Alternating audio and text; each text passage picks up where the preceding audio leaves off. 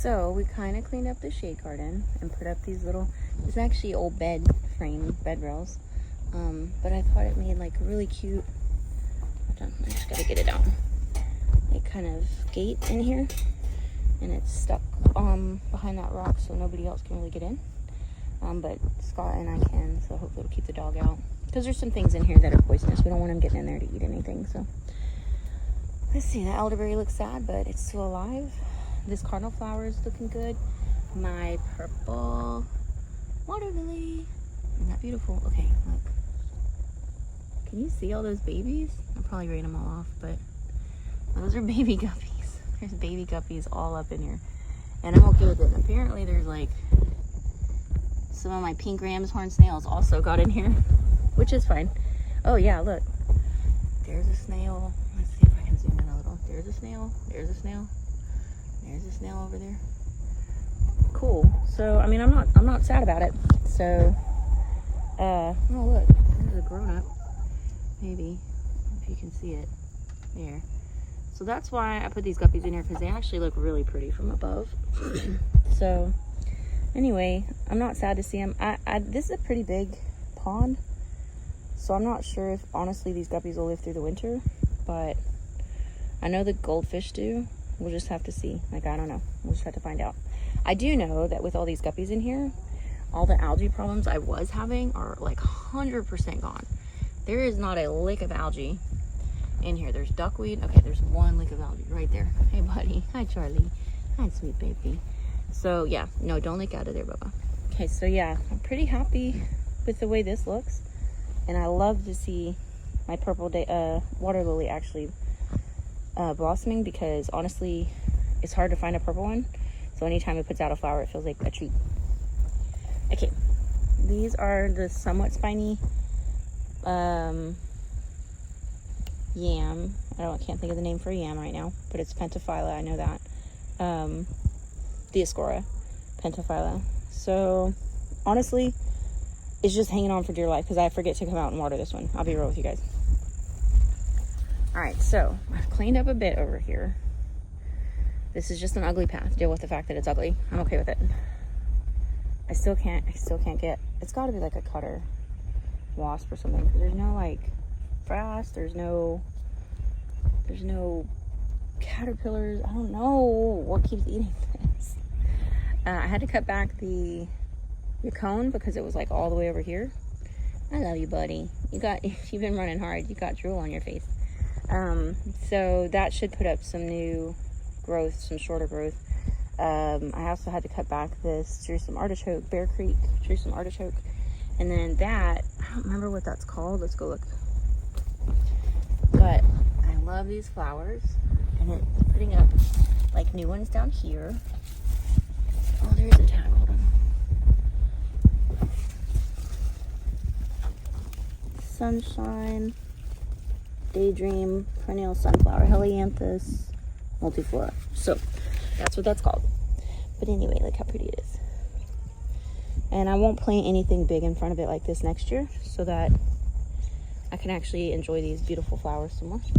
This is Yipe Stripe. It's like I said, still putting on flowers like the other one. Man, I got a weed. I came back here and weeded and I missed stuff. The sweet potatoes are coming over, which is fine. Like, I expect the sweet potatoes to come everywhere. So once it cools off a little bit, I anticipate that Yipe Stripe, I mean, they're still putting flowers on, but I anticipate there will be a lot more tomatoes on here once it cools off a little. We're hitting hundreds next week, so it's just that time of year where everything is really, really hot. Here's a good boy. Here's a good boy. I'm going to disassemble the squash house because it has failed. It has let the squash bugs in, and now the squash are dying. So I'm going to have to take Hubs up on his promise to make a actual screened in house to try and keep, like, look, those are squash eggs. Literally squash eggs. And then when they come out, they'll be small enough to get in there, I think. So we'll just have to see how it goes. All right.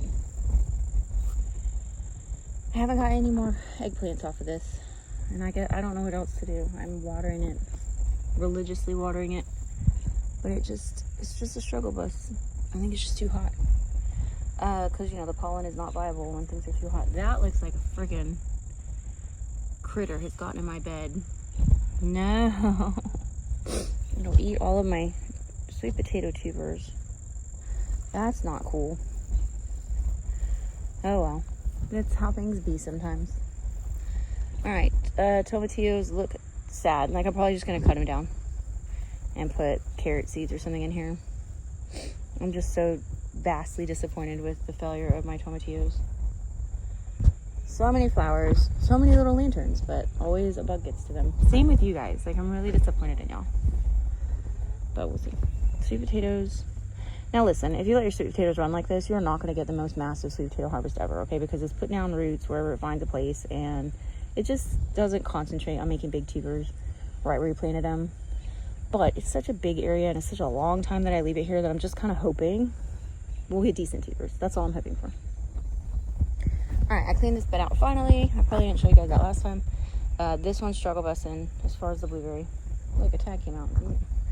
But the rest of them, you know, they look okay. We actually have some grapes on the front side of this. If I get a chance, I'll show you guys. See, look, all of these little paper lanterns, they're all empty and dead. Some critter keeps getting in there and killing all my ground cherries. It's really discouraging. I did clean these out a bit. So this is the elephant ear. There are some, I think, Bill's stripes in here. This is definitely blot. There's a bunch of pepper peach stripey. Green chilies. Really happy to see some green chilies coming on. I've been really working hard to like just fertilize the bejeebus out of these guys, because I just think that they're struggling with maybe a disease or just maybe not enough water. I don't really know, but I'm happy to see anything coming in on this. And like down here, new like growth is coming out down lower, so I don't know, we'll see. Maybe it's just because it's been so dry and so hot. There's another pepper peach stripey over here. These are mostly my blots. Hey, look, you're not supposed to be in there, ma'am. I'll let you stay in there, it's fine. Just don't hop in the beds. Like, I really hate that. Jerusalem artichoke is starting to put flowers on. It looks just like sunflowers. It's really pretty. There is a sweet potato here. Like I said, I don't know if anything's gonna come of it. I gotta get out here and weed again. The girls, hey, get out of there. Get out of there. Go on. Out. The girls help a bit back here. They also damage a bit back here. So, you know, it is, take the good with the bad. So, yeah, definitely stressed. Like, this plum tree has lost probably 70% of its foliage. It's just a stressful time of year. Everything is just dry and hot and crappity. So, I've got some, it looks like some of my jalapenos are turning red.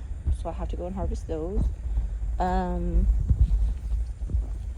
The cardinal basil is literally the last basil to put on flowers. Like, I can harvest basil from here all year long till right around the end. This one's finally starting to put on flowers, and it's beautiful. They are amazing in bouquets, and I love that it's August, and I've been growing this since April, and I've been able to harvest off of it whenever I need some basil, and it just now puts on flowers. And like, this one hasn't even started putting on flowers, so it'll probably be in August before that one starts putting flowers on. So like, to get seeds, you really got to give it a whole long season. To get flowers, it's a fall flower basically. So this is my watering solution, because I just can't get out here and stand out here and get all hot. So we basically just turn this on and let it do its thing, and we just started that this week, so we're gonna see if it actually helps. I have cleaned out quite a bit from this bed. I don't know if these are variegated mini bells or what. I think that's what they are at this point. Gonna clip these tomatoes and take them out.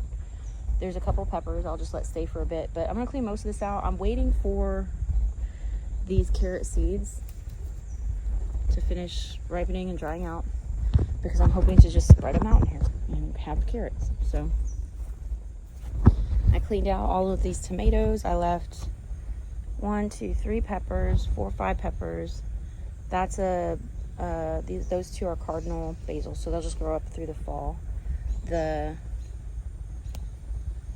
Pippin's Golden Honey, those are 2 cannellini beans. I'm gonna come in here probably today and seed this. If I can find more cannellini beans, I'll try and keep the bed cannellini beans.